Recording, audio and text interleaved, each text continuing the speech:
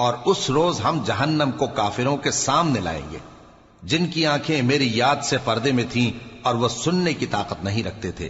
اب کیا کافر یہ خیال کرتے ہیں کہ وہ میرے بندوں کو میرے سوا اپنا کارساز بنائیں گے تو میں خفا نہیں ہوں گا؟ ہم نے ایسے کافروں کے لیے جہنم کی مہمانی تیار کر رکھی ہے۔ کہہ دو کہ ہم تمہیں ایسے لوگ بتائیں جو اعمال کے لحاظ سے بڑے نقصان میں ہیں۔ یہ وہ لوگ ہیں جن کی دوڑ دھوپ دنیا کی زندگی میں برباد ہو گئی اور وہ یہ سمجھے ہوئے ہیں کہ وہ اچھے کام کر رہے ہیں۔ یہ وہ لوگ ہیں جنہوں نے اپنے پروردگار کی آیتوں کو نہ مانا اور اس کے سامنے جانے سے انکار کیا، تو ان کے اعمال ضائع ہو گئے۔ سو ہم قیامت کے دن ان کے لیے کچھ بھی وزن قائم نہیں کریں گے۔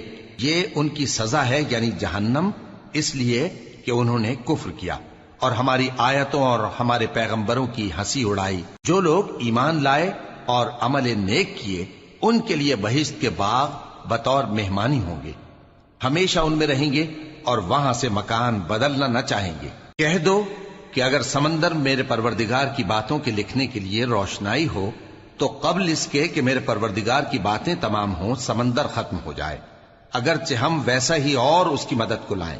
کہہ دو کہ میں تمہاری طرح کا ایک بشر ہوں، البتہ میری طرف وہی آتی ہے کہ تمہارا معبود وہی ایک معبود ہے۔ تو جو شخص اپنے پروردگار سے ملنے کی امید رکھے چاہیے کہ عمل نیک کرے اور اپنے پروردگار کی عبادت میں کسی کو شریک نہ بنائے۔